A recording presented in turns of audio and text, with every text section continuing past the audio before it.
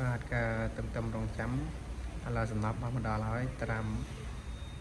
250ប្រភេទទូក្រូសឆ្នាំ2026បានមកដល់ហើយបាទនៅបកផង់លើគេមួយដែរមើលហើយប្រភេទម៉ូតូត្រាំនេះបែរជាបងប្អូនយើងមួយចំនួនធំអត់ទាន់ស្គាល់ប្រេនេះទេពួកប្រេនេះនៅរកអីវាល្បីតែយើងគេអត់ទៅស្គាល់អញ្ចឹងណាហើយបើត្រៃនេះប្រហែលជាអត់សូវមានតែស្គាល់បណ្ដោយដោយសារអត់ដែលមានតែឥឡូវនេះមានគ្រឿងកំងយើងមកជីផ្លែតិចជាមួយខ្ញុំទៅការបកខំទៅខ្ញុំឲ្យឃើញច្បាស់ថាវាស្អាតកម្រិតណាបន្ទាប់ពីយើងបានបកថងរួមចេញហើយឃើញថាវាភ្លឺបាទស្អាតហើយមូលហេតុខ្ញុំស្រឡាញ់ម៉ូតូត្រៃត្រាំនេះដោយសារខ្ញុំឃើញម៉ាស៊ីន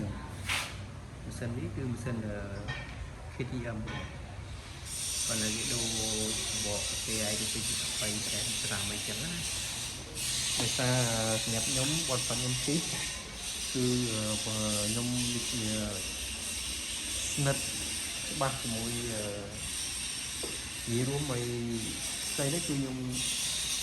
ចូលចិត្តម៉ាស៊ីន KTM ខ្ញុំជិះវាត្រូវជាងប្រេបតូផ្សេងសម្រាប់ខ្ញុំចឹងណាហើយត្រាំនេះគឺម៉ាស៊ីន KTM ហ្មងម៉ាស៊ីន KTM វ៉ាន់ភ្លើង KTM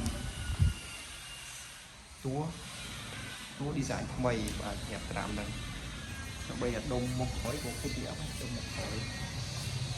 ហើយបូមមុខបូមក្រោយអត់ WP ទេគឺ K-baby នេះ K-baby ហ្នឹងក៏អែមដែរហើយសម្បីតែប្រាំងដុំប្រាំងក្រោយក៏ប្រេមបូដែរហើយដុំប្រាំងមុខប៉ែនអំយ៉ាគឺប្រេមបូសង្ឃថាវា60ទៅ 70% គឺគ្រឿង KTM អញ្ចឹងណាហ្នឹងហើយអានេះម៉ូតវាមាន4គាត់តែគេអត់ធ្វើដូច KTM វាទៅរៀងផ្សេងអញ្ចឹងណាហ្នឹងហើយនេះកន្លែងដេបឆេះហើយកុងតាប់លុតនៅចិត្តគ្នានេះម៉ោងវាស្មាមើលទៅក៏ដូចគ្នាដែរតាមមើលរូបរាងម៉ូតនេះគឺហើយដូចគ្នា KTM នេះពេលតែខ្ចៅវាខាងនោះសោបកាយដូចគ្នាដែរគាត់ថាវាខ្ទប់ខាងខាងយ៉ាងធ្វើមួយអញ្ចឹង KTM ធ្វើខាងសោបកាយខាងលើក្នុងចុងក៏ធ្វើសោដោះបានទៀតចានេះដល់បានតែក្នុង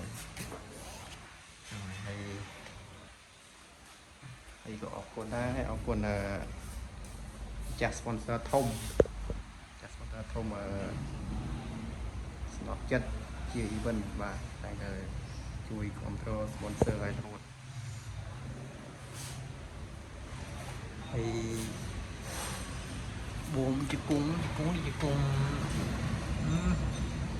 អាទូចនេះ KTM តែមកអាធំនេះ design វាថ្មីច្រើននិយាយទៅ KTM ច្រើនស្បែកពាក់នេះ KTM ទាំងអស់ម៉ាក់